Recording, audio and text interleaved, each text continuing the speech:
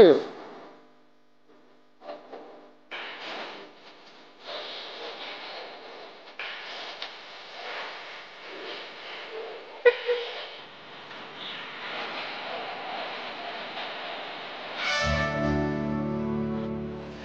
Messieurs, bonsoir. Amoureux du sport, je vous souhaite la bienvenue sur le plateau de la Grande Team. Ravi de vous retrouver pour notre rendez-vous sportif quotidien. Et bien entendu, avant le top départ, regardons ensemble le sommaire et c'est maintenant, on y va. Au sommaire de ce numéro de la Grande Team, les informations sportives d'ici et d'ailleurs, c'est dans LGT News. AS Monaco, Paul Pogba, en retour et des questions, ça fait le buzz. Football local, le début de saison de la SEC Mimosa est-il inquiétant? On en parle au cours de l'actu. Agréable soirée sportive sur la 3 en compagnie de Marie-Christine Begré et ses invités. Voilà, la question LGT donc de ce soir concerne l'ASEC Mimosa, football local. Le début de saison de l'ASEC Mimosa est-il inquiétant? Et pour nous joindre, vous avez soit la page Facebook de la 3, soit le téléphone de la 3 dont le numéro est le 27 21 59 93 99, toujours précédé de l'indicatif plus 225 si jamais vous nous appelez hors des frontières de la Côte d'Ivoire. N'oubliez donc pas le 27 21 59 93 99. Football local, le début de saison de la SEC Mimosa est-il inquiétant? Alors, l'équipe de ce soir est donc composée de Henri Joël. Henri Joël, bonsoir. Bonsoir, Marie-Christine. Comment vous allez? Je vais très très bien. D'accord. Ballot, bonsoir et bienvenue. Merci, Marie-Christine, bonsoir. Ça faisait un moment. Voilà. Ravi de vous retrouver, Ballot. C'est réciproque. Kader. Bonsoir Marie-Christine. Comment vous allez? Bienvenue aussi. Super, je suis au taquet comme on dit. Je suis très heureux de vous retrouver pour cette nouvelle saison. Merci beaucoup, moi aussi. Et puis M. Taïro Franck Timothée, président du Sénaco, Comité national de coordination des supporters de la SEC Mimosa. Bonsoir Marie-Christine. Oui, comment vous allez? Je vais bien, et vous? Très bien. Prêt pour parler de la SEC? Comme toujours. Comme toujours, voilà. Bon, les invités sont donc là, l'équipe en place. Il ne nous reste plus qu'à commencer avec la première rubrique de cette émission. Ici LGT News et c'est maintenant, on y va.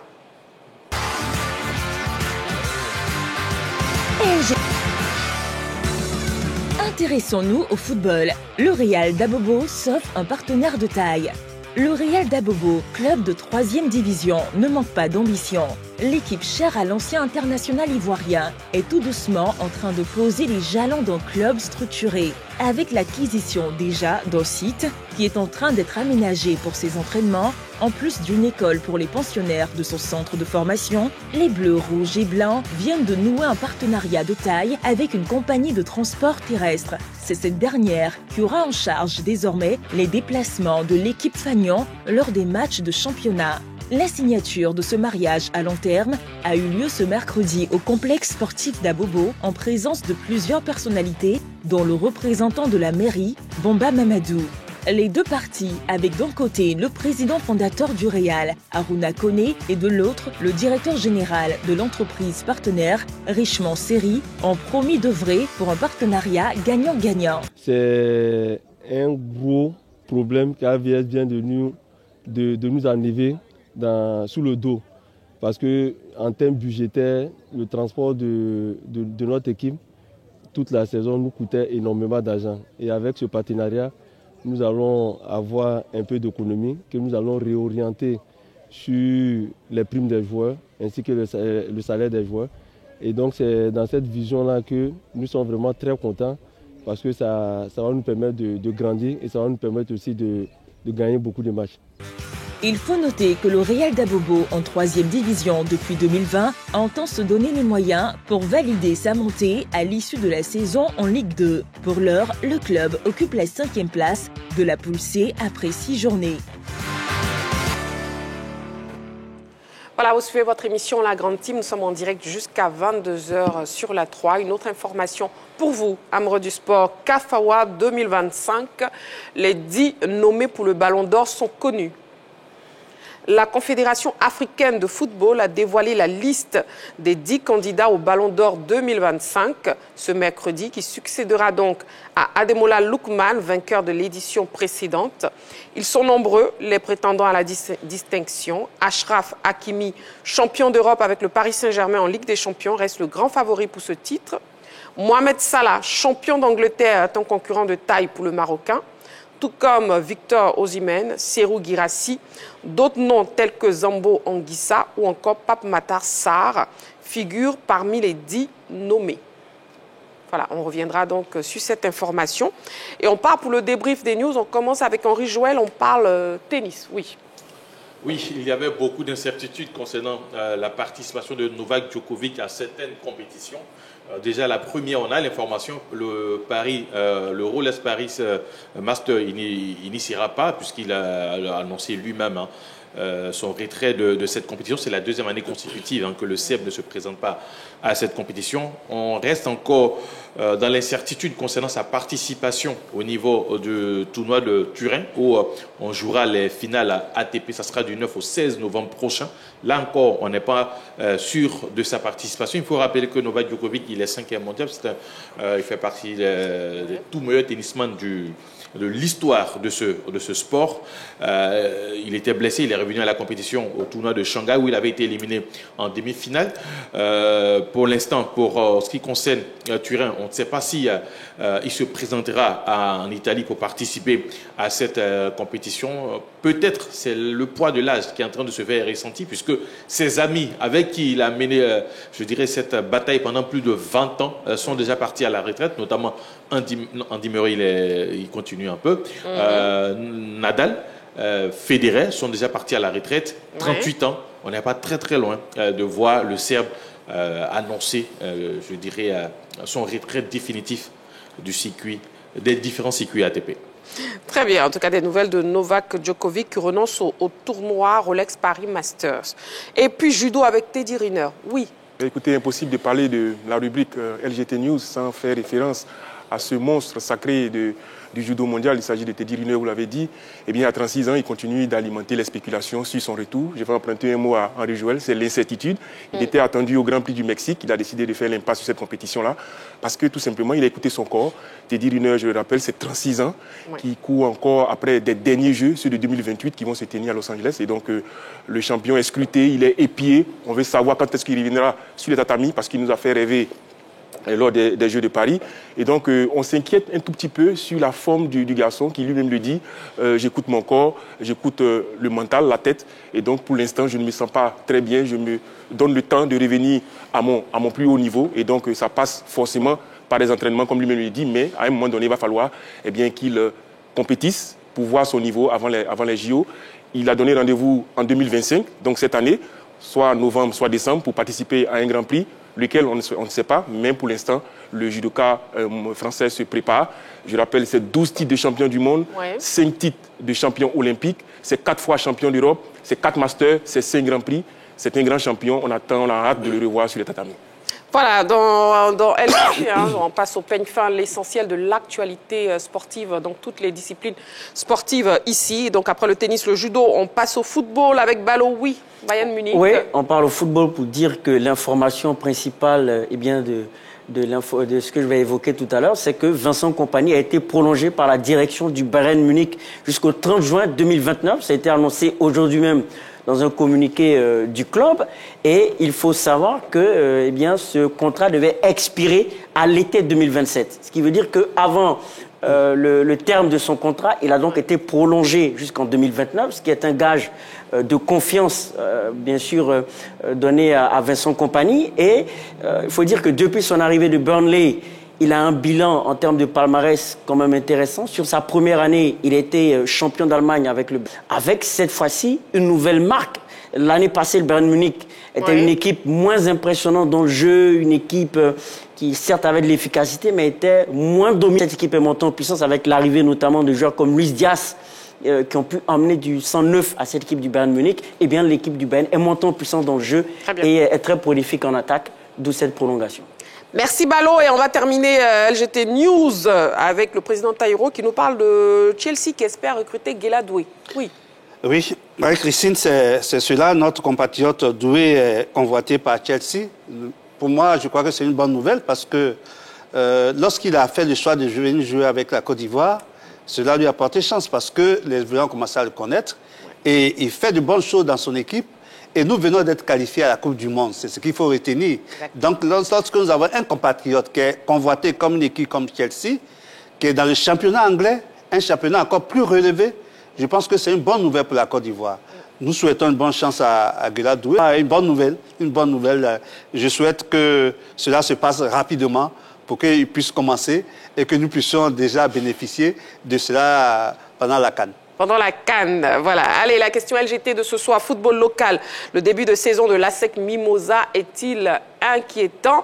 D'où la présence sur ce plateau du président Taïro Franck Timothée, président du Sénaco. On va marquer une petite pause, Amoureux du Sport. Vous ne bougez surtout pas. Dans quelques secondes seulement, on se retrouve pour la suite de notre émission. À tout de suite.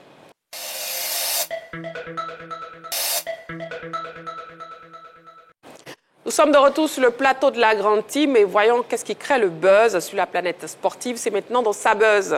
On y va.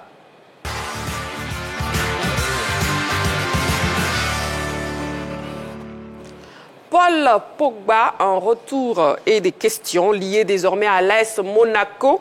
Paul Pogba est toujours attendu pour son premier match sous ses nouvelles couleurs. Le joueur a certes repris le travail collectif, mais il devra encore patienter pour ses premières minutes en compétition. Nous, on en parle sur ce plateau, mais d'abord, on regarde cet élément préparé par la rédaction. Allez, Paul Pogba, donc, qui est de retour à l'entraînement collectif. Déjà, on peut dire que c'est une bonne nouvelle, Kader.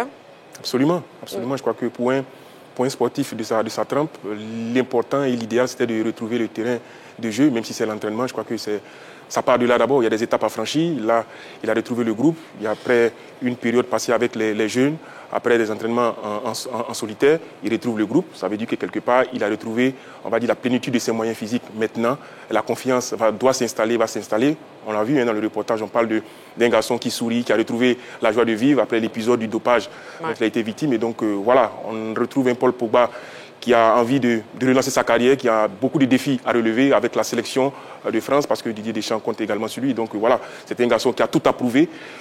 C'est 85 buts en carrière pour ce joueur qui est milieu de terrain. C'est vous dire la qualité de ce garçon-là. Moi, je ne fais pas d'inquiétude sur son retour. Je pense qu'il va revenir à son meilleur niveau. Et ben justement, c'était ma prochaine question par rapport... Non, ne vous inquiétez pas. Par rapport à adressée à Ballot, est-ce que ce n'est pas inquiétant? Parce qu'il n'a encore aucune information concernant la date de reprise de compétition. Oui, pas de date précise, mais il y a quelques indications par rapport aux dates. On sait tous qu'il y aura une trêve internationale le 10 novembre. Et ce qui est sûr, c'est qu'il ne reviendra pas avant le 10 novembre. Il faut savoir que l'AS Monaco aura 4 matchs à disputer le 4 novembre face au club de Bodo-Glimt et le 8 novembre en Ligue 1 française. Et bien sûr, avant ces échéances-là, c'est clair que les indicateurs ne sont pas dans le vert, dans l'optique qu'ils reprennent la compétition avant le 10 novembre. Mais ce qui est encore plus inquiétant, c'est que Paul Pogba, en arrivant au niveau de l'AS Monaco, arrivait sans beaucoup de matchs dans les jambes. Et cette blessure qu'il a contractée encore au niveau de l'AS Monaco, pour moi, est un frein à sa dynamique de retour à la performance dans l'effectif de Monaco. Et il faut également constater que Monaco, justement, a besoin d'un retour en forme de Paul Pogba. Certes, en milieu de terrain, on a des talents comme Meknes Akliouche, mais il manque cette expérience-là. Il manque ce background en milieu de terrain. La preuve, l'AS Monaco a des résultats en dents de scie. On a eu le cataclysme face au Cercle Bruges en Ligue des Champions. C'est dire qu'effectivement, ils ont besoin de renforts en milieu de terrain, d'apport d'expérience, d'où la venue, les inquiétudes levées par rapport à la date précise du retour de Paul Pogba. Mais je pense que, comme je l'ai dit, ça va se faire au-delà du 10 novembre et il pourra apporter quelque chose à Monaco. D'accord. Kader qui est très optimiste. Est-ce que aussi Henri Joël pense pareil comme lui, est optimiste après justement l'épisode de dopage? Est-ce qu'il pourra maintenir le bon rythme, Paul Pogba? Au-delà même du dopage, il y a eu des problèmes familiaux, faut pas l'oublier, et cela, ça affecte énormément. On a eu, pendant les vacances, à discuter dans nos émissions de l'environnement de certains sportifs et comment, je dirais, ces genres de problèmes peuvent affecter un sportif. Et on a débattu du cas de Paul Pogba. Donc, revenir déjà même à la compétition, je pense que c'est c'est fort, c'est un mental très fort, Paul Pogba, qui a traversé tout ça, y compris ce que vous avez évoqué concernant le problème de dopage. Aujourd'hui, il a l'entraînement, il a repris, il est tout heureux et d'ailleurs, ça se comprend. Hein, ça se comprend quand on est passé par toutes ces étapes et toutes ces difficultés. Maintenant, en ce qui concerne son retour, c'est vrai, Balo a évoqué le fait qu'il ne pourrait pas revenir, par exemple, avant le 10 novembre. D'autres informations annoncent que même s'il ne joue pas, il peut être sur la feuille de match. Et je pense que déjà, c'est une grande victoire pour lui. Hein. Revenir sur la feuille de match d'un club comme le l'AS Monaco, c'est une grande victoire. Quand on a traversé un peu, je dirais, le désert en griffe pour lui, Paul Pogba. Maintenant, est-ce qu'il pourra être performant ? On le verra, on le connaît. On sait que Paul Pogba, c'est quand même la Juventus et Manchester United. Ouais. C'est l'un des patrons de l'équipe de France quand il était en forme. Donc, le talent, il est là. L'expérience est là. Maintenant, il suffira juste de 1, 2, 3 matchs où il se sentira à son aise. Et puis, ben voilà, on reverra peut-être le Paul Pogba d'avant. Et Paul Pogba qui logne un possible retour aussi en équipe de France, président Taïro. Oui, mais d'abord, moi, je dirais que Paul Pogba, c'est l'exemple de la résilience. Vous comprenez, quelqu'un qui a été suspendu et qui est resté des années sans jouer et qui, lorsqu'on lève la suspension, il donne encore la vie, il a encore la vie, la volonté de jouer. Pour moi, cette volonté va transcender les difficultés qu'il va avoir. Et c'est ça qui fait cette personnalité de Paul Pogba. Je crois qu'avec l'expérience qu'il a, s'il commence à jouer au premier niveau, il va reprendre son niveau parce qu'il a la volonté de réussir. Et cette volonté est importante pour l'équipe nationale. Parce que c'est vrai, l'équipe nationale a été rajeunie, mais il faut toujours des anciens pour rassembler les jeunes. Donc je crois qu'il a encore sa place. Il suffit qu'il revienne sur le terrain et avec sa volonté de réussir, ben, je crois qu'il pourra être appelé par Deschamps. Par Deschamps, justement, Deschamps. Est-ce que vous pensez qu'il est encore dans les plans de Deschamps? Ah oui, absolument. Absolument. Oui. Vous savez, Deschamps fait partie de ces entraîneurs qui ont des joueurs, comme on l'appelle en griffe, des guerriers, avec lesquels ils vont toujours au combat. Comme Mourinho allait avec Didier Drogba, comme Didier Deschamps allait à l'époque avec Moussa Sissoko. Je crois que Paul Pogba fait partie des joueurs que Didier Deschamps a en ligne de mire. Je crois que la balle est dans le camp maintenant de Paul Pogba, la pioche comme on l'appelle, revenu à son meilleur niveau. Je pense qu'il il n'y a pas avoir de doute sur sa venue en sélection parce que, comme Angelo l'a dit, il fait partie des cadres du vestiaire. C'est le dépositaire du jeu, c'est celui qui récupère les ballons, c'est celui qui joue le rôle de la sentinelle. Il est capable de marquer des buts parce qu'il a une très bonne frappe de balle, capable de marquer de la tête. Non, c'est un couteau suisse en équipe nationale de France. Non, je pense que c'est un joueur sur lequel Deschamps va compter. Et je pense qu'il y a une dernière causerie même qu'ils ont eue ensemble où il a demandé aux garçons de travailler pour revenir à son meilleur niveau. Donc pour moi, il reste toujours dans les plans de Deschamps. Dans les plans de Deschamps, oui. Moi, je dirais que plus sur sa stature, quand je pense que Kader et le président disent qu'il est dans les plans de Didier Deschamps, oui, sur sa stature de champion du monde et de cadre expérimenté de l'équipe de France, oui. Mais à court terme, moi, j'ai des doutes. Parce que pour prétendre à une place en équipe de France, il faut revenir à la compétition. Et en l'état actuel des choses, il n'est aucunement revenu à la compétition.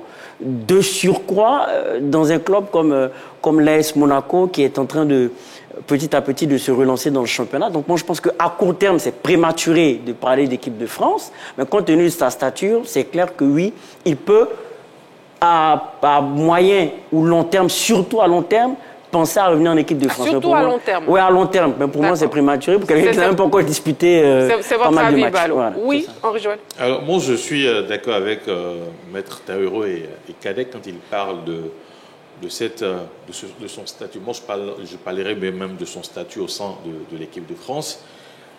Récemment, quand on a reçu ici le sélectionneur ivoirien Aimé Faye, on lui a posé cette question de savoir est-ce que quand il ferme les yeux, tout de suite, il y a des joueurs qui sont déjà calés dans la tête, avec qui il ira à la CAN, même si, peu importe l'état de forme, il a répondu oui. Et je pense qu'avec Deschamps, c'est pareil. Il a des joueurs dans la tête, s'ils sont en forme, s'ils jouent bien, même ne serait-ce que... Et Paul Pogba en fait partie. En fait partie. Vous savez, son milieu de terrain, c'était Paul Pogba, N'Golo Kanté. Aujourd'hui, Kanté, ce n'est plus le Kanté qu'on a connu avant. Donc, s'il a la possibilité de partir avec un Paul Pogba qui joue non seulement en Europe, parce que ça compte énormément, il joue en Europe, il joue en France. On sait combien de fois les Français aiment, je dirais, cet environnement-là. Oui. C'est un joueur. Et d'ailleurs, quand on parle de l'équipe de France, on parle de 11 juin, puisque c'est la date à laquelle la Coupe du Monde va commencer. Il a, je dirais, tout le temps de se préparer et peut-être même de revenir peut-être à la prochaine trêve qui, pour moi, sera dans le mois de mars hein, pour pouvoir, voilà, s'il est en forme, il jouera avec l'équipe de France, je pense. Paul Pogba, la pioche, justement, la rédaction a préparé une compile des plus belles actions de l'international français. Revivons ensemble ces bons moments. On regarde.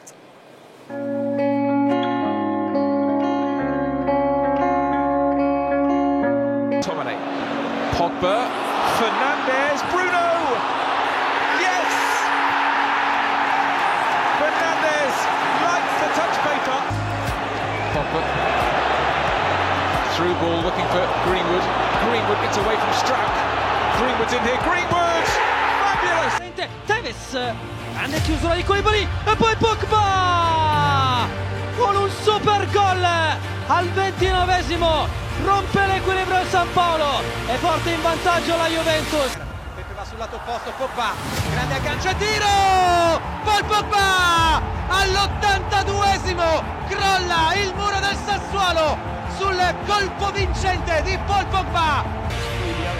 Pogba on the volley! Pogba scored a cracking goal! Unbelievable! Paul Pogba on the volley. Well, he scored a great goal last season against... And are allowed to just head that ball without a challenge, and then the driven shot! What a goal! Paul Pogba breaks the deadlock in the 41st minute with an absolute thunderbolt into the top corner. And it's suddenly all smiles for Juve. By Xhaka, hit by Pogba! Oh, that is special, and he knows it. It's Paul Pogba's first goal for France. Allez, donc les bons moments de Paul Pogba. Les stats du jour, c'est maintenant. On y va.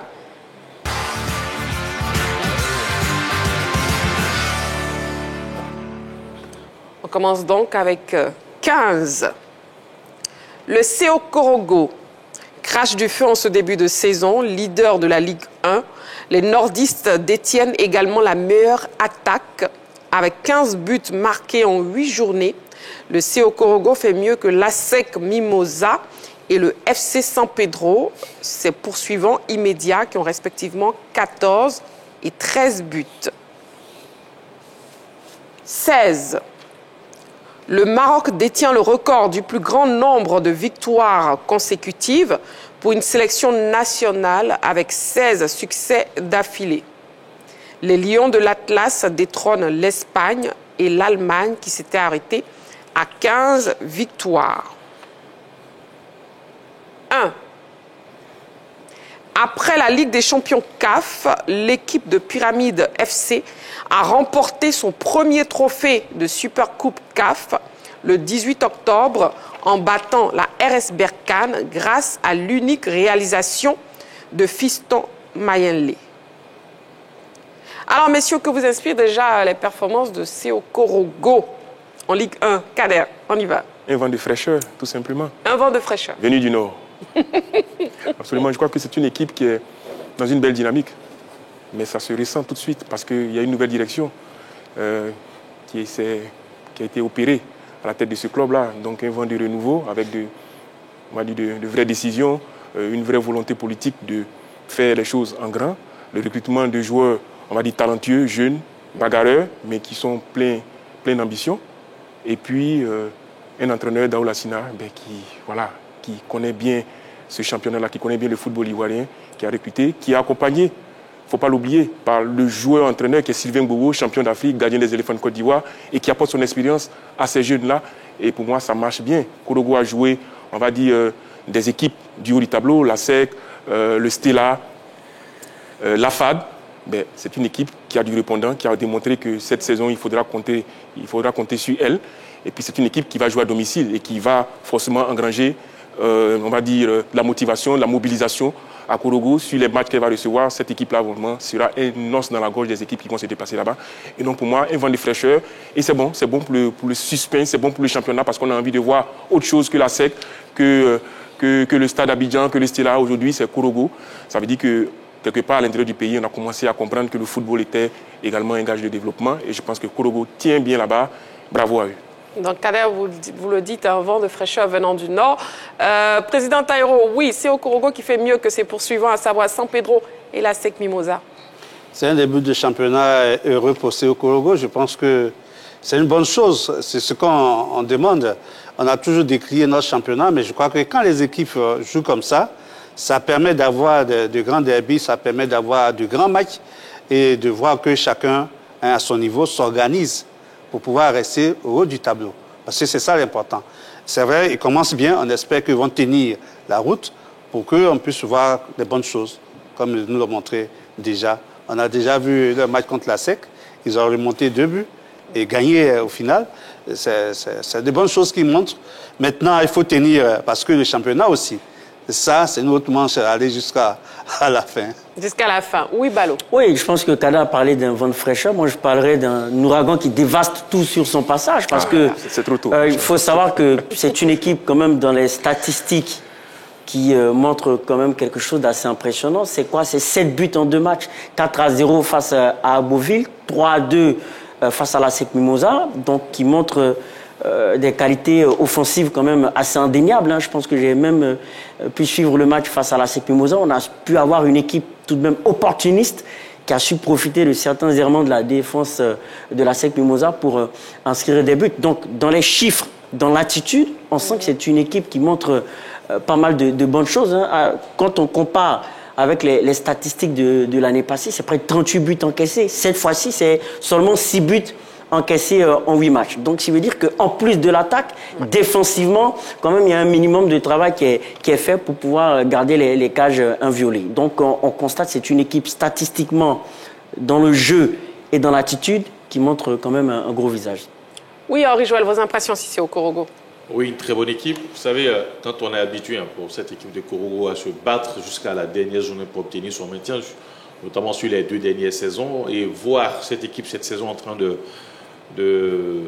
cogner un peu tous les grands, je pense que c'est une très bonne chose. Bon, j'étais au stade pour voir le match face à la SEC. Ils étaient menés au score 2-0, ils n'ont pas paniqué, ils ont joué le football. Et d'ailleurs, vous avez un entraîneur, un ex-sélectionneur, puisqu'il était avec les équipes de jeunes, Daoula Sinan, qui est à la baguette avec cette équipe. Il a su insuffler, je dirais, ce calme-là, parce que quand il y avait la tempête des 2 buts de la SEC, ils n'ont pas paniqué. Ils ont joué un football correct et derrière, ils ont pu remonter. En l'espace de quelques minutes, ils ont pu remonter les buts et dominer la SEC. Donc, vraiment, c'est une bonne équipe qui joue bien. En même temps, ce qui est intéressant, c'est qu'on a hérité quand même de pas mal d'infrastructures à l'occasion de la CAN, et ce qui favorise aujourd'hui le retour de certaines équipes, et ça leur permet de jouer devant le public, même si on n'a pas un stade plein à chaque match, mais au moins ça fait du bien de voir que l'équipe de Korogo joue à domicile, et surtout c'est sur l'un des derniers matchs à domicile qu'elle a réussi à battre sur un score très large l'équipe d'Agboville, 4-0. Donc très bon début de saison pour l'équipe de Korogo, et puis on espère que ça va continuer comme ça. Et on poursuit avec les statistiques. Le Maroc qui rafle tout actuellement. Déjà, Kader, est-ce que le Maroc grand favori pour la CAN? Non. Non? Non. Non, pour moi, fait partie des favoris, mais pas le grand favori. Non. Parce que la CAN, c'est une autre compétition. Très souvent, on a du mal à quitter la Coupe du Monde pour la Coupe d'Afrique. Le Maroc ressortait d'une Coupe du Monde exceptionnelle, celle de 2022. Pourtant, à la CAN, n'a pas réussi à passer le cap des quarts de finale. Donc, pour vous dire que les compétitions se suivent, mais ne se ressemblent pas. C'est vrai que le Maroc a fait des éliminatoires, on va dire, exceptionnels. Elle va organiser cette compétition, mais sur son sol, ça sera plus que compliqué. Parce qu'on l'a vu ici en Côte d'Ivoire, aujourd'hui, il y a un certain nivellement des valeurs. Quand la Mauritanie est capable d'éliminer l'Algérie, quand le Cap-Vert est capable de finir premier devant l'Égypte et le Ghana. Pour moi, j'estime qu'il y aura plusieurs favoris. Parce qu'il y a les traditionnels, Côte d'Ivoire, Cameroun, Sénégal. Mais faire du Maroc le grand favori, non, je n'irai pas jusque-là. Vous, c'est non? Non. Président Taïro? Moi, je dirais oui, parce que, écoutez, le Maroc à domicile. Lorsque nous organisions la CAN ici, en Côte d'Ivoire, on faisait partie des grands favoris, parce qu'on estimait que évoluer chez soi à la maison, c'est déjà un avantage certain. Donc, je pense, pour ma part, que le Maroc est un grand favori. C'est vrai qu'il y a beaucoup de favoris. Mais le Maroc est un grand favori parce qu'ils ont la chance d'évoluer à domicile. Et puis, comme ils le disent, ils ont fait un bon parcours. Un bon parcours, ça veut dire qu'ils se sont préparés sérieusement pour cette CAN. Donc, pour moi, c'est un grand favori. Bon, c'est vrai qu'aujourd'hui, il y a le nivellement, comme il le dit, mais il y a quand même des anciens qu'il faut respecter. Je crois. Allez, ça, c'est mon avis. C'est votre avis. Voilà, Et bien sûr, on respecte votre avis, président Taïro. Pyramide FC, bon, est-ce qu'il fait déjà partie des clubs africains, des grands clubs africains actuellement, Pyramide FC? Actuellement, oui. Actuellement, c'est une forme de, si vous voulez, d'essor de cette équipe de Pyramide FC, parce qu'on rappelle que non seulement l'équipe a remporté la Ligue des champions africains, mais elle a su remporter la Supercoupe. Et comment est-ce qu'elle remporte la Supercoupe? Elle remporte la Supercoupe sur une efficacité, permettez-moi l'expression, diabolique, parce qu'il faut savoir que face à la renaissance sportive du Berkane, l'équipe de Pyramide FC avait certes 56% de possession de balle sur la première période, mais que 2 tirs non cadrés sur la première période. Et sur la seconde période, c'est 2 tirs cadrés pour Pyramide FC, dont un but de Fiston Mayele au fond des filets, qui permet à cette équipe de remporter cette Supercoupe africaine. Donc on constate que c'est une équipe qui, finalement, n'a pas besoin de dominer pour gagner un match. Et pour moi, c'est la marque des grandes équipes. Donc effectivement, oui, c'est un club actuellement qui a le vent en poupe, fort et bien sûr de ces 2 trophées remportés, de ces 2 premiers trophées de leur histoire remportée. Donc, partant de ce que j'ai pu décrire sur la rencontre face à Berkane et partant de la bonne dynamique actuelle, je pense que oui, ils font partie des grands en ce moment. C'est Pyramide FC qui fait partie des grands actuellement, Henri Joël? Bien évidemment. Vous savez, c'est un petit club. Il a eu cela quelques années. Je ne pense pas qu'il y a 10 ans, on parlait de cette équipe de Pyramide. On parle de Pyramide, je dirais, sur ces 5 dernières années. Mais déjà, on inscrit votre nom sur la liste des grands clubs une fois que vous avez remporté une coupe continentale. Donc c'est ce qu'ils ont fait. Ils ont remporté une coupe. La Supercoupe, ils se sont imposés face à l'équipe de Berkane. Et puis, allons un peu plus loin. En Égypte, on parlait de Al-Ahly et de Zamalek. Ouais. Aujourd'hui, on parle de Al-Ahly, Zamalek et de Pyramide.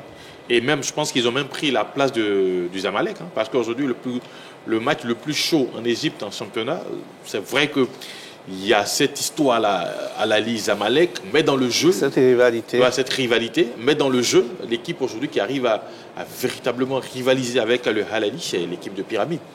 Donc aujourd'hui, ils ont un autre statut. Ils sont devenus un grand sur le continent. Oui, Kader, Pyramide FC.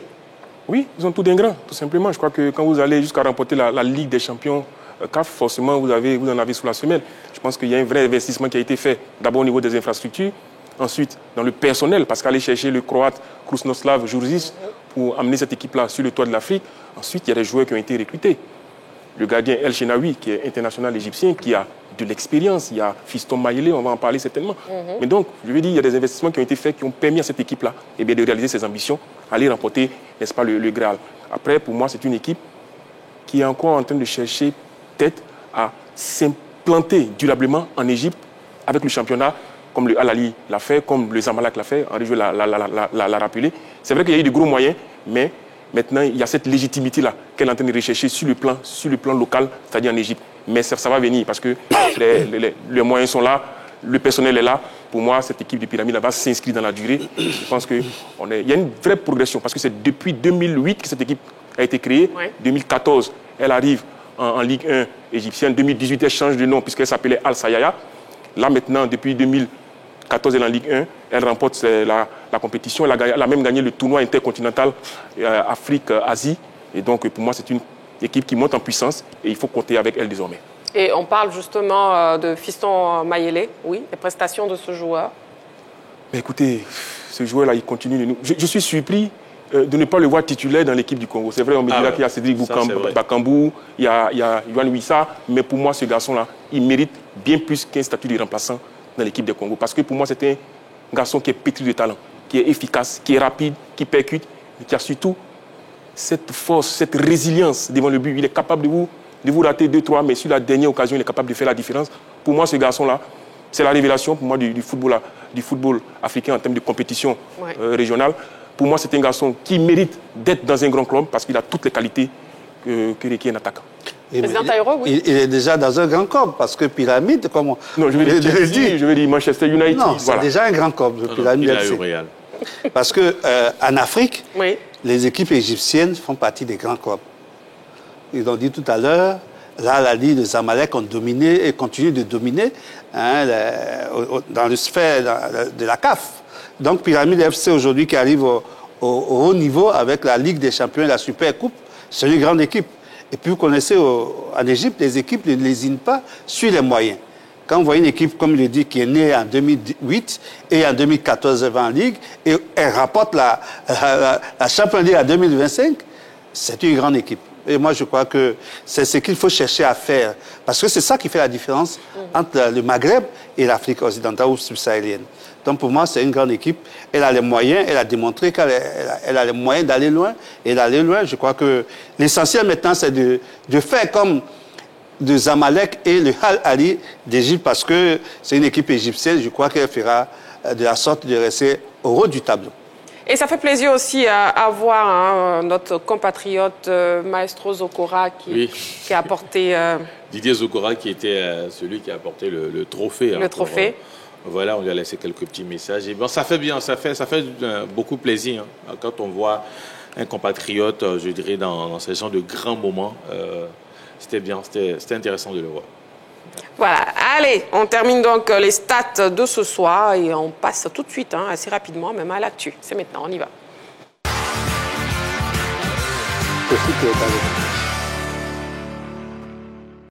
On ouvre le téléphone pour vous permettre de participer à l'émission Amoureux du sport. Le numéro de téléphone de la 3, c'est le 27 21 59 93 99.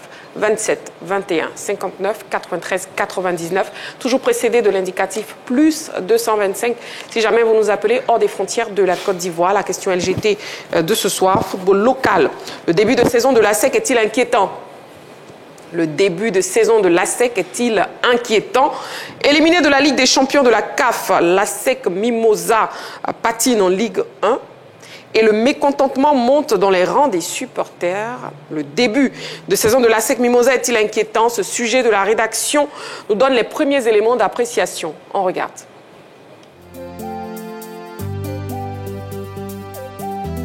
L'ASEC Mimosa est dans le dur. Le début de saison de l'équipe jaune et noire est loin d'être à la hauteur des attentes. L'entraîneur Julien Chevalier et ses poulains ont enregistré une grosse contre-performance d'entrée en se faisant sortir au premier tour des éliminatoires de la Ligue des champions CAF par Power Dynamos, le représentant zambien. Un véritable coup d'arrêt pour les Mimos après 4 participations consécutives aux phases de poule des Coupes africaines. En Ligue 1, le tableau n'est pas plus reluisant. Après 3 victoires d'entrée, l'ASEC Mimosa a subi son premier revers devant la SOA. L'équipe jaune et noire reste sur 2 défaites consécutives en championnat face au CO Korogo et au FC Mouna. Elle se place néanmoins au second rang du classement général. Au total, en 10 matchs depuis le début de la saison, l'ASEC Mimosa enregistre un bilan de 6 victoires et 4 défaites pour 15 buts marqués et 9 encaissés. Ces performances ont suscité la colère des supporters Mimo au terme du match contre le FC Mouna dimanche dernier au stade Charles-Konan Banny de Yamoussoukro. Des échanges houleux avec le président délégué Francis Wonien s'en sont suivis. Est-ce un passage à vide pour l'équipe ou existe-t-il de réelles raisons de s'inquiéter pour la suite de la saison?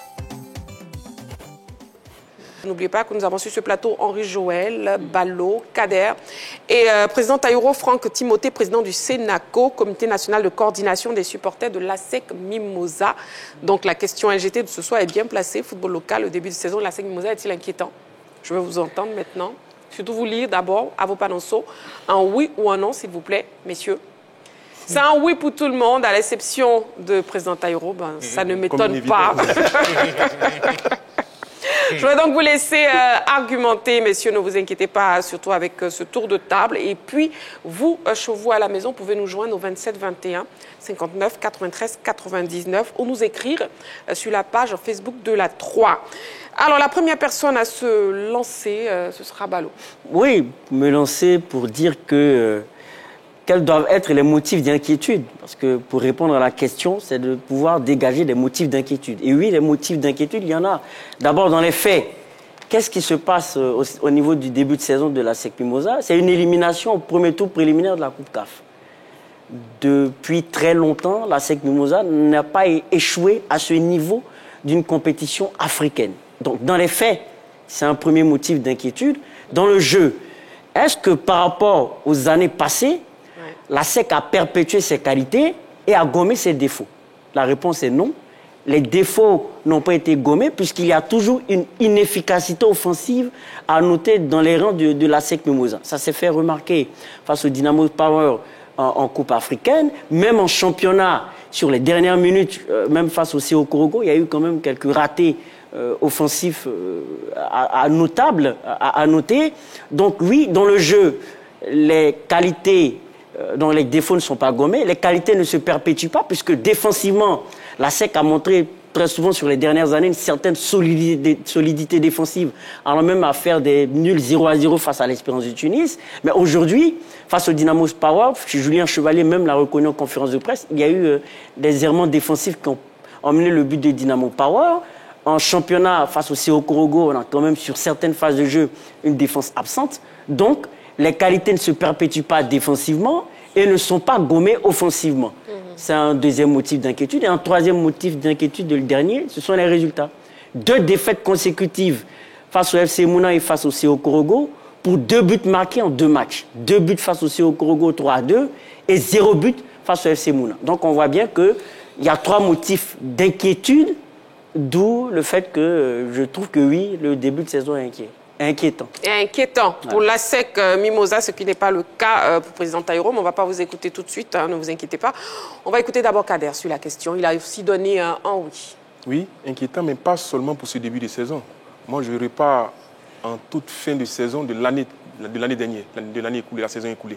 Parce que l'ASEC, souvenez-vous, avait remanié à près de 90% son effectif. Et pour moi, ça part de là.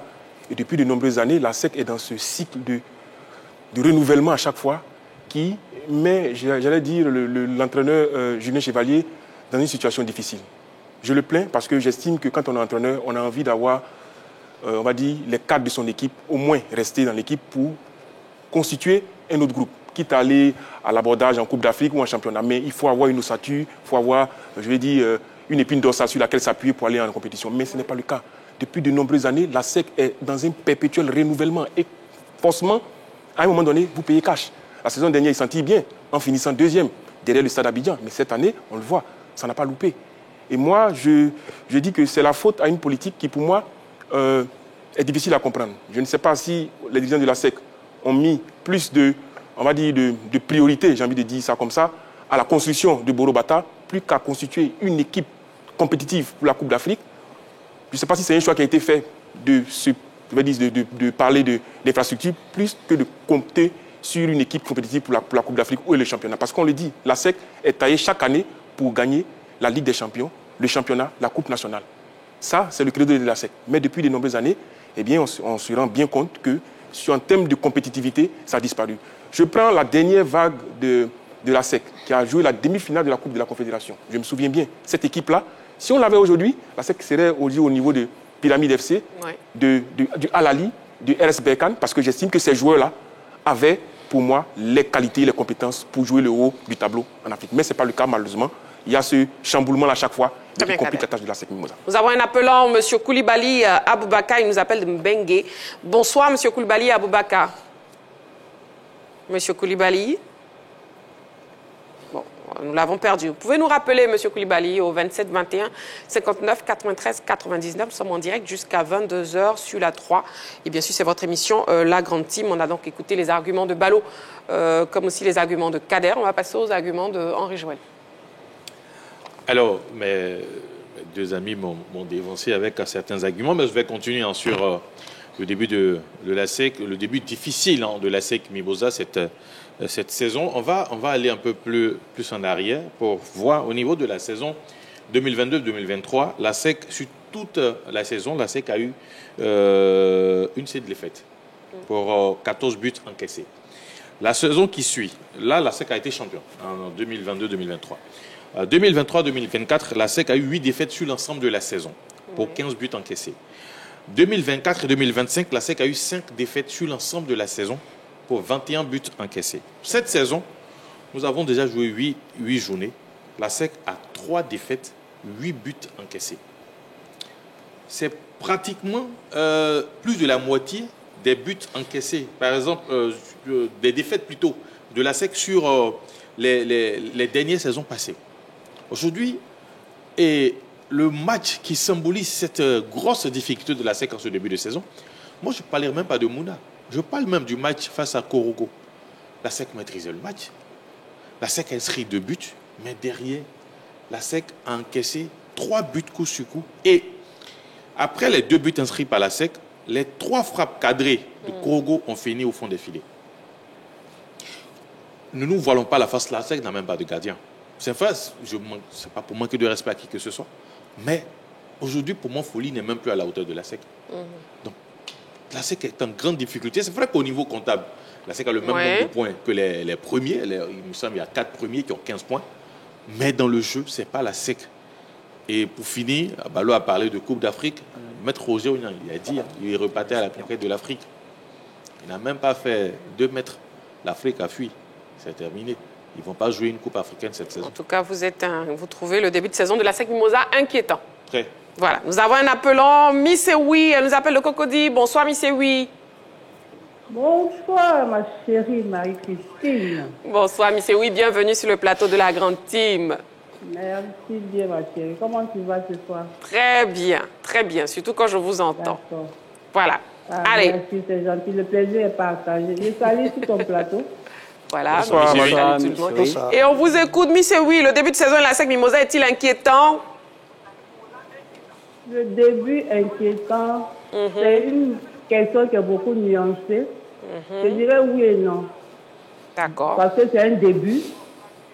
On ne peut pas trop se focaliser sur les résultats. Mais nous, moi, le problème, ce n'est pas les défaites. Ce n'est pas l'élimination même au tour préliminaire. Oui. C'est la manière dont on fait les matchs, la manière dont on encaisse les buts, la manière... l'ADN de la SEC, là, Mimosa, mon club de cœur, c'est les enfants s'amusent et gagnent. On a perdu cette ADN depuis des lustres. On ne reconnaît plus le jeu de la SEC. C'est vrai, on va dire qu'on change les joueurs à tout moment. Mais il y a des équipes aussi qui changent à tout moment. Il y a des équipes qui changent à tout moment. Mais le problème même, c'est nos dirigeants. Ils ne nous écoutent pas. Ils ne nous écoutent pas. C'est vrai. Oui. On n'est pas tous des sachants. Mais on a des lectures. Écoutez un peu, parce qu'une équipe sans supporter, aujourd'hui on n'est plus actionnaire. On n'est plus actionnaire, ce mot n'existe pas. Nous sommes de simples supporters. Nous avons très mal. Des pères de famille, des mères de famille, qui laissent leurs enfants, des fois même qui prennent des risques avec leurs enfants pour faire des voyages, pour aller supporter. Et puis venir nous dessiner depuis hier par les propos du président Francis, c'est méchant.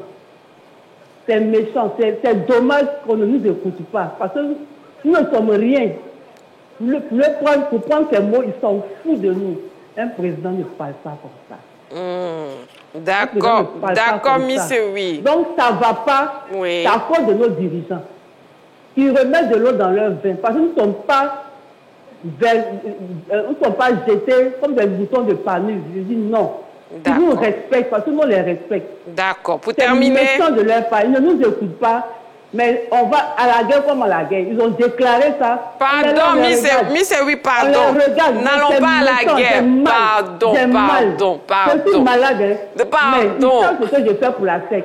Exactement. Moi, j'ai fait cassette pour la SEC. Missewi, merci beaucoup. Merci beaucoup. Merci et bonne soirée. Merci beaucoup. Et puis pardon encore, Missewi. On vous comprend. On vous comprend. Allez, merci. Merci beaucoup, Missewi. Missewi qui n'est pas contente du tout ce soir. Pardon, voilà. Pas à la guerre comme à la guerre. Restons dans la paix. Le début de saison de la SEC Mimosa est-il inquiétant? Oui, président Taïro. Non, moi j'ai dit non. Tout le monde dit ça inquiétant, vous nous dites non. Donc on vous écoute. Pourquoi vous dites non? Nous sommes en début du championnat. L'année dernière, je pensais que les uns et les autres allaient les relever. L'année dernière, à la 8e journée, la SEC était 7e. AFAD était premier, le Stade 2e, Mouna FC, Lys de Sassandra, Odiéné. La SEC venait à 7e place, avec 11 points. Championnat 2025-2026, 8e journée. La SEC a 15 points, la SEC est 2e. Alors, je ne sais pas quel est le début qui est difficile. C'est vrai, le grand problème, c'est que nous avons été éliminés en Coupe d'Afrique. Et à la suite, on a 2 défaites consécutives, ou 3 défaites consécutives en championnat. Mais c'est tout à fait normal. Nous ne sommes qu'au début du championnat. Comme je le disais l'année dernière, à la 8e journée, on était 7e avec 11 points. On a terminé le championnat 2e avec 59 points. Le SAD avait 62 points. Oui. Donc, je ne vois pas ce qui est inquiétant. C'est vrai que les défaites font partie de la vie d'un club. Les défaites font partie de la vie d'un club. Et pour moi, le championnat ne fait que commencer. À la 8e journée, nous avons 15 points. Le premier a 15 points. Donc, pour moi, il n'y a pas de quoi à crier à la difficulté. Ça fait partie du football. Perdre des matchs, perdre 2 matchs, mais on se relève. Moi, je crois que cette année, notre ambition est d'être champion de Côte d'Ivoire. Et nous sommes sur la voie d'être champion de Côte d'Ivoire.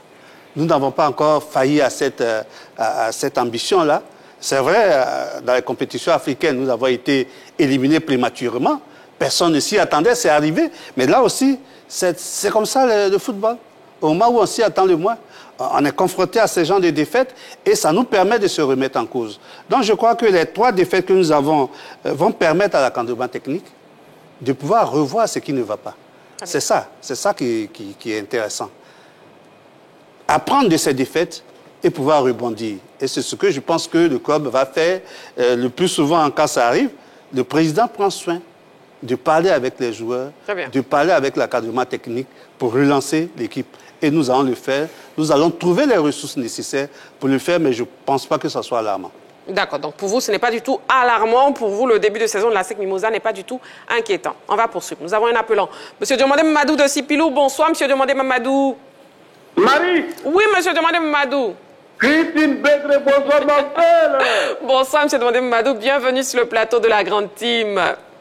Tu es bien habillé en noir, mais malheureusement, c'est l'échec total. Donc, je salue le plateau. Bonsoir, monsieur Diomandé. Voilà, monsieur Diomandé Mamadou, on vous écoute. Le début de saison de la SEC Mimosa est-il inquiétant? C'est tellement inquiétant que moi, je demande à Dieu même de faire venir la SEC en Ligue 2. Ils vont trouver à Calaba. Parce que leur jeu, quand c'est pas où, ça ni queue ni tête là. Mais tout ça là, c'est la faute de Roger.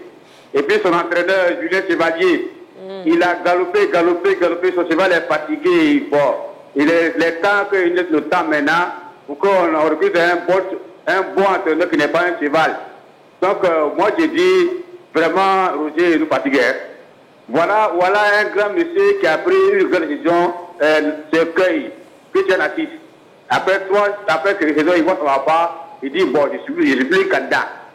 Ça, c'est être digne. C'est très important dans la vie. Mais ce qu'il fait, tu l'angoisse, l'inquiétude, le souci, vraiment trop, monsieur le Jouvoyen, pardon à cause de Dieu. Il faut laisser un peu la place. Ce n'est pas un royaume. Bon, Christophe. Oui, monsieur Diomandé Mamadou. Bon, allez, que Dieu nous aide dans la santé, la paix, tu la paix avec la toi. Voilà, amen. Merci beaucoup, monsieur Diomandé Mamadou, qui nous appelait donc de Sipilou. Monsieur Diomandé Mamadou qui relevait le fait du coaching de Julien Chevalier. Quelle est la part de responsabilité, justement, de Julien Chevalier? Kader. Et Kader, une seconde, une information avant de vous écouter. Mondial U17 dames. La Côte d'Ivoire s'est inclinée face à la Colombie pour son deuxième match, 3-0-3. Donc la Colombie qui a battu donc, la Côte d'Ivoire 3-0, mondial U17 dames. Voilà. Oui, Kader, on vous écoute. Mais moi, je trouve que Julien Chevalier est une victime. Moi, je ne lui reproche rien du tout. Parce que, comme je l'ai dit, chaque année, il est en train de reconstruire des équipes. Chaque année, il est en train de chercher à construire une équipe. C'est vrai, on me dira que c'est son travail. Mais après, à un moment donné, forcément, vous prenez un coup. Et c'est ce qu'il est en train de subir. Quand chaque année, vos joueurs doivent partir pour des destinations exotiques, pour des destinations même qui souvent, vraiment, quand on regarde à la vérité, font de la peine. Je suis désolé, mais la SEC Mimosa, c'est le meilleur club africain de l'Afrique de l'Ouest. C'est de ça qu'il s'agit. Quand on voit aujourd'hui des joueurs, bon, aller en Tanzanie, aller au Soudan, j'estime qu'à la SEC, on n'a pas suffisamment travaillé. Les dirigeants de la SEC brandissent chaque fois Boro Bata, comme si c'était la panacée. Mais Sol Béni nous a produit peut-être les meilleurs joueurs peut-être de l'histoire de la SEC Mimosa avec les académiciens. Mais depuis, au niveau de la formation, qu'est-ce qui est fait? Voilà le vrai problème. André Joël parlait de ce fameux jeu, c'est l'ADN de la SEC Mimosa, les enfants s'amusent. Mais ce football-là, on ne le retrouve plus. Parce qu'à la base, il n'existe plus. Ou plutôt, il a cessé d'exister.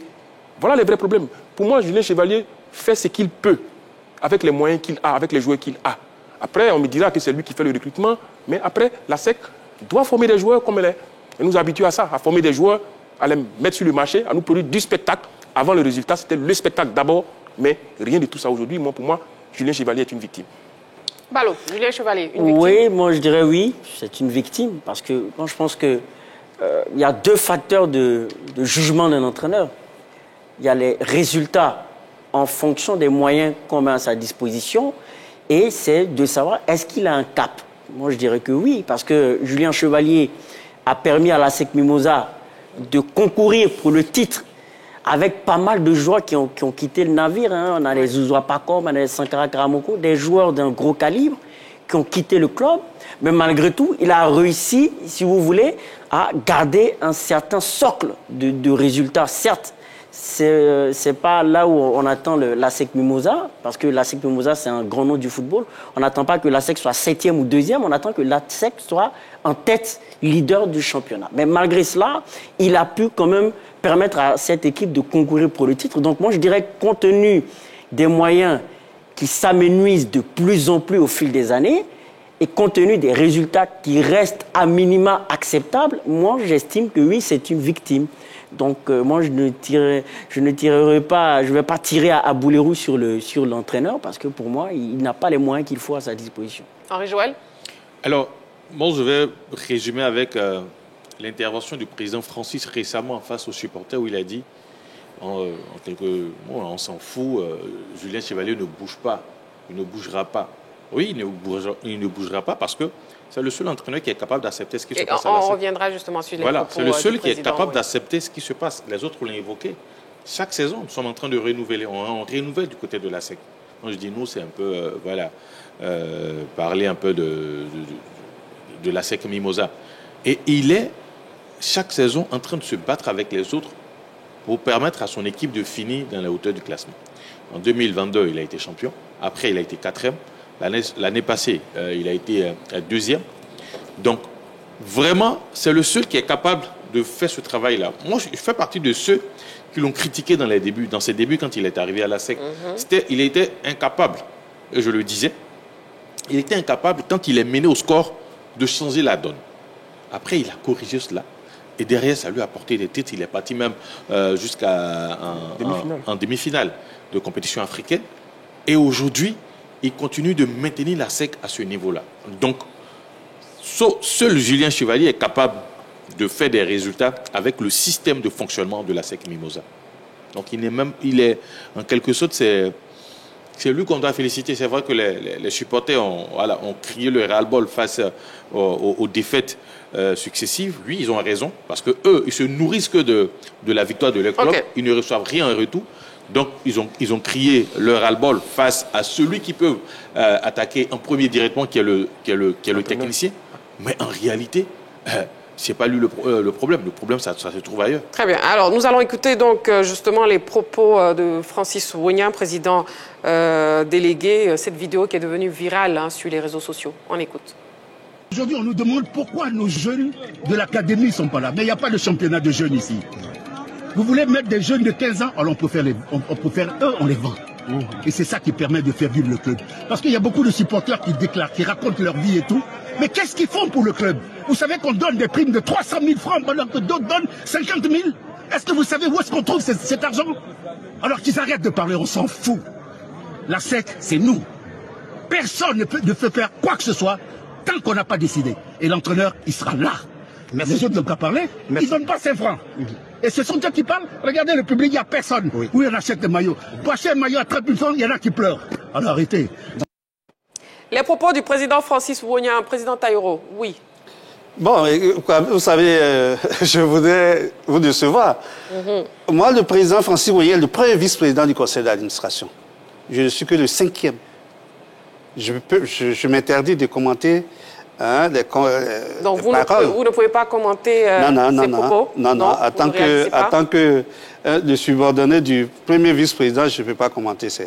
D'accord. Voilà. Kader, allez-y. Ben écoutez, on va dire qu'on est habitué désormais, parce que je me souviens très bien que lors de la dernière journée de la saison écoulée, je crois que l'ASEC jouait la SOA à Yamoussoukro pendant que le stade jouait ici au stade Robert Champrou. Et à la fin du match, je crois que c'est Samuel Maître qui posait la question au président Francis sur les résultats, sur le bilan de la saison. Il nous a ramené à Boro-Bata. Pour vous dire qu'il a évité la question sur le résultat sportif pour nous parler de Boro-Bata. Pourtant, à l'époque, la SEC faisait les deux. La SEC construisait sol béni et avait les résultats en même temps. Je parle sous couvert du président Taïro. Donc aujourd'hui, on ne peut pas masquer les contre-performances sur le plan sportif de la SEC Mimosa par la construction d'une infrastructure. Je dis non. C'est pour ça que je dis qu'il faut qu'on revienne aux fondamentaux. Il faut que la SEC, qui nous habitue, parce qu'on est exigeant avec ce club-là, parce qu'il nous habitue à mieux. Pourquoi on ne parle pas de Korogo, sans faire injure aux hommes de Korogo? Pourquoi on ne parle pas de Iska et on parle de la SEC? Pourquoi on parle de l'Africa? Parce que ce sont des clubs qui ont écrit l'histoire du football ivoirien et africain. Donc on est dû avec la SEC parce qu'elle nous habitue à mieux. Et ce qu'on voit en ce moment, je suis désolé, mais ça, ce n'est pas la SEC, ça. Très bien, Kadeb. Balle, poursuivant donc avec les propos du président Francis Ouagna. Moi, ce que je retiens des propos, il a dit que la SEC, c'est nous. Il semblait exclure, pour ce que j'ai entendu, l'avis des supporters. Moi, je pense qu'un club se bâtit sur deux principaux socles, qui sont les supporters et les dirigeants. Les dirigeants ont pour rôle de prendre en compte les aspirations, les inquiétudes, le mal-être des supporters. Le fait de dire que oui, les supporters où ils sont, on les attend sur la cotisation, sur la mobilisation au stade, certes, ce sont des faits, mais les supporters ont le droit, par l'amour qu'ils portent à ce club, d'avoir des griefs, de porter des griefs aux instances dirigeantes. Donc là, moi, j'estime que le discours était, à mon sens, assez virulent, trop virulent même, et j'estime que les dirigeants doivent prendre en compte, sincèrement, l'avis des supporters. Il ne faut pas balayer du revers de la main ce que pensent les supporters pour l'équilibre et, je pense, la communion du club. Henri Joël? C'est du mépris. Voilà. Vous pensez que c'est du mépris? Oui, c'est du mépris. Parce qu'il tient ce discours-là en face du mur jaune. J'explique un peu le contexte. Le mur jaune, c'est aujourd'hui, la mobilisation de la SEC n'existe que par le mur jaune. Il ne faut pas se cacher. Ils ont effectué le déplacement à Yamoussoukro. Pour certains, ils sont partis d'Abidjan. Et même avant, ils étaient, quand il y a même des matchs face à Tchologo, ils sont partis jusqu'à Korogo.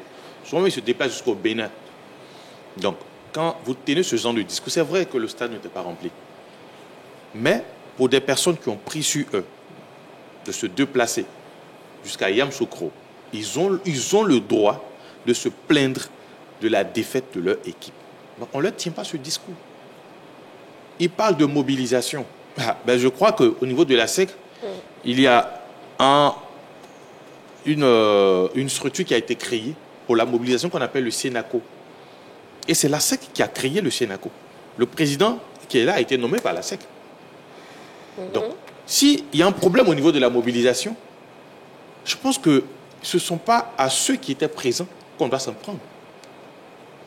Qu'est-ce que le Sénaco a mis en place pour faire venir les supporters au stade? Pour terminer. Voilà. Moi, dans le passé, il y a un monsieur, père à son âme, Koné Mamadou. Pour moi, étant plus jeune, moi, je le prenais pour le président de la SEC parce qu'il était tout le temps présent en train de mener la bataille de la mobilisation. Est-ce qu'aujourd'hui, ça existe? Donc, quand des personnes se sont déplacées pour aller soutenir le club et qu'ils font savoir, qu'ils font connaître leur mécontentement, on ne leur tient pas ce discours. Donc, très bien, Joël. Ok. Football local, le début de saison de la SEC Mimosa est-il inquiétant? On a donc écouté le président Francis Ouagna avec cette vidéo devenue virale. Président Taïro, oui, vous ne désirez pas du jour rebondir? Non, je ne sais pas sur les propos du président, mais je voudrais recentrer quand même les débats. D'accord, allez-y. Lorsque Henri Joël parle de mobilisation, c'est un phénomène national. Qui aujourd'hui part au stade? Qui? Ceux qui vont au stade, c'est les gens qu'on transporte. Le problème de la mobilisation ou des supporters des équipes ou de l'amour des clubs en Côte d'Ivoire est un problème réel, mais qui se pose de façon générale, qui n'est pas spécifique à un seul club. Vous comprenez? Donc, c'est une démobilisation totale des Ivoiriens par rapport aux équipes locales. Les Ivoiriens ne vont au stade que lorsque l'équipe nationale joue. D'ailleurs, pour certains, c'est les entreprises qui payent les billets pour qu'ils aillent au stade. Mais aujourd'hui, les Ivoiriens ne s'intéressent pas au football local. Demandez à un jeune de 10 ans, de 15 ans, s'il connaît le COK. Il va vous dire qu'il connaît Barcelone, il connaît Chelsea, il connaît le Real de Madrid, mais il ne sait même pas les équipes du championnat. Donc c'est un problème général qui n'est pas seulement lié à la SEC. Moi, je crois qu'il faut situer les choses dans leur contexte. Le président a parlé avec le mur jaune, donc il ne s'adresse pas au mur jaune. L'entraîneur a parlé avec le mur jaune. Et ce que s'est passé, c'est que avant que le président aille, quand il descendait, c'est un supporter qui a agressé le président. Vous voyez que lorsqu'il parlait, il était déjà dans un état d'énervement. Parce qu'il y a un supporter qui a agressé le président au moment où il descendait, aller voir les joueurs. Bon, on a tous des hommes. On a tous des hommes. Il faut toujours mettre une réaction dans son contexte. Il ne faut pas dire aujourd'hui que le président a dit ça, il a fait. Bon, ça peut arriver. Mais moi, je crois que aujourd'hui, nous sommes dans le monde du buzz. Ça fait le buzz des étoiles, des réseaux sociaux. Mais il faut remettre les choses dans leur contexte. Au niveau du conseil d'administration, on travaille pour les actionnaires. Tout à l'heure, Kader a dit, moi je crois qu'il faut toujours écouter ce que le président du conseil d'administration dit. Depuis 5 ans, il répète la même chose. Il nous dit, nous, on a opté pour la construction. On pense qu'on a fini la construction, on n'a pas fini. Et pour terminer, oui. On n'a pas fini, donc nous sommes dans la construction. Nous pensons à partir de l'année prochaine, nous allons redonner un nouveau souffle de vie à notre club. Très bien, que les gens ne s'inquiètent pas, que les supporters ne s'inquiètent pas, qu'ils puissent continuer de croire à leurs dirigeants pour que les choses puissent avancer. Merci beaucoup. Football local, le début de saison de l'ASEC Mimosa est-il inquiétant? Écoutons l'avis du public sportif ivoirien. Ce n'est pas la première fois qu'on constate cela. Voilà, on a eu la saison 2019 et 2020. On a enchaîné des défaites. On n'a pas pu tenir la cadence. RSA a été champion devant nous. Et cette saison, on voit que ça nous fait au moins 3 défaites d'affilée. Vraiment, c'est inquiétant. Vraiment, c'est inquiétant. C'est inquiétant. Voilà. En ce moment, on ne produit pas de jeu. Ça, il ne faut pas se mentir. On ne produit pas de jeu. On ne sait pas ce qui se passe. Voilà. Je peux dire que ce n'est pas inquiétant parce que c'est l'ASEC Mimosa. C'est le plus grand club de la Côte d'Ivoire. On peut dire même de l'Afrique de l'Ouest. Voilà. C'est que on va pouvoir relever le défi, la pente. Le championnat vient de débuter. Si on était au milieu du championnat ou quelque chose, de phase de retour, on allait s'inquiéter. Mais le championnat vient de débuter. Voilà, on va se remettre en cause. On va voir ce qui ne va pas. Et puis essayer de travailler. On se pose des questions. Est-ce que le message de l'entraîneur passe toujours devant les joueurs? C'est ce qu'on se pose des questions. Voilà, si vous vous rappelez, voilà pourquoi à Yamoussoukro, on a appelé nos joueurs pour qu'ils puissent nous expliquer. On l'a bien fait plusieurs fois. Ils nous ont expliqué ce qui ne va pas. Ensemble, on a essayé de relever la pente. C'est ce qu'on les appelait à Yamoussoukro, face à Mouna, pour qu'ils puissent nous expliquer. Mais avec le vice-président Francis, on ne s'est pas entendu. Voilà. Parce que c'est ensemble, on peut passer cette pente qui nous fatigue. Sinon, je me dis, la SEC, on va revenir. Ça, c'est sûr. Le début de saison est inquiétant pour la SEC Mimosa, puisque nous alignons des défaites. Tout dernièrement, on a aligné 2 défaites en championnat. Et puis on a éliminé au niveau de l'Afrique, des coupes africaines. Donc c'est inquiétant. On est 2e derrière Sio Korogo, mais il faut que la SEC soit en titre de championnat. L'année passée, nous n'avons pas remporté le championnat. Cette année aussi, bon, ça commence pas bien. Voilà, il faut remonter la pente. Il faut fournir des efforts, il faut apporter beaucoup d'éléments. Il faut voir aussi le service encadrement, tout et tout. Voilà, le staff aussi, le président aussi doit fournir plus d'efforts. Le moment, moi je pense qu'il y a encore du temps. Hein. Voilà, bon, comme le championnat vient de commencer, bon, comme on a actuellement où on est en 8e journée, donc j'espère que l'ASEC peut renverser la situation. Parce que l'ASEC, qu'on le connaît, il est capable de tout. Voilà, ils ont des très bons joueurs. Ils ont un très bon milieu, puis ils ont des défenseurs qui réfléchissent encore très bien. Et le gardien de but, un peu, il est excellent dans les buts. Voilà, je pense que la SEC peut faire quelque chose. Bon, j'ai encore du temps. Korogo est parti comme ça, mais je sais que non. Korogo peut le lâcher après. Parce qu'on a vu en plein championnat. Dans les championnats passés, on a vu Korogo aller en 3e, 2e. Mais après, ils ont relâché un peu. Bon, je pense que la SEC peut regarder cette situation puis mettre ça dans la tête que nous on peut encore devenir premier. Puis on peut encore être champion de la Côte d'Ivoire. Nous sommes très très inquiets pour la SEC parce que le club ne nous a pas habitués à ce genre de début de saison. Voilà. Nous sommes heureux que la SEC joue le titre et se joue pour les compétitions africaines. Lorsque le début est comme ça, ça nous inquiète convenablement. La question, ce n'est pas le classement, c'est le contenu du jeu. Voilà, le contenu du jeu, le système que l'entraîneur met en place et les joueurs qui sont là qui nous inquiètent. Parce que vu la remontada que Korogo a fait sur la SEC, la SEC nous a, comme je l'ai dit au début, la SEC nous a jamais habitués à ce genre de compétition, à ce genre de début de saison. Voilà, vous êtes sans ignorer que même en compétition africaine, il suffisait de remonter un but face au Dynamo. Le but a été remonté, mais on n'a pas pu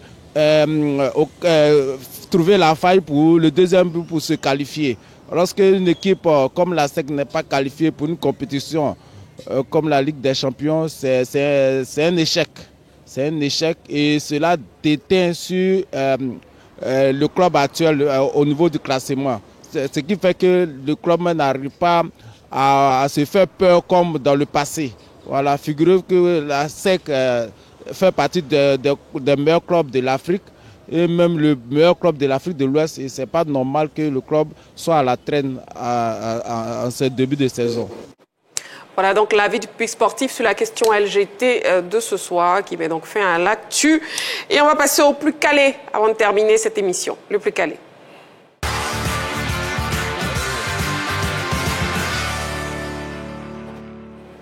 On termine donc avec ce jeu. Président Taïro, vous êtes prêts? Votre ardoise est devant vous. Donc, on part pour le plus calé. Vous pouvez jouer aussi chez vous, amoureux du sport. Donc, des questions à choix multiples. On y va ce soir. Le thème, c'est spécial éliminatoire Coupe du Monde FIFA 2026. Messieurs, on y va. Quelle zone? Afrique? Première question. Quel pays africain sera à sa première participation à la Coupe du Monde FIFA? Facile. A. Ghana. B. Cap-Vert. C. Afrique du Sud. A, B ou C? On y va, c'est maintenant. On lève les ardoises.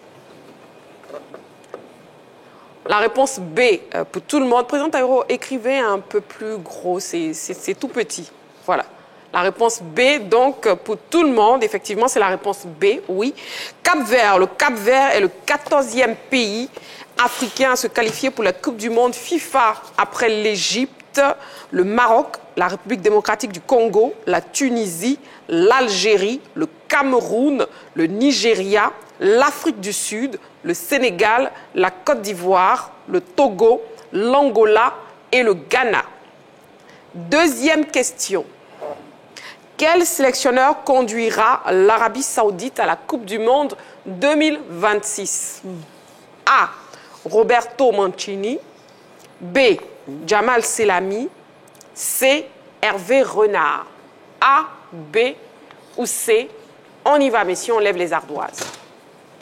C'est la réponse C pour Balo, tout comme pour Président Taïro. C'est la réponse A pour Henri Joël, tout comme pour Kader. OK, la bonne réponse, c'est la réponse C.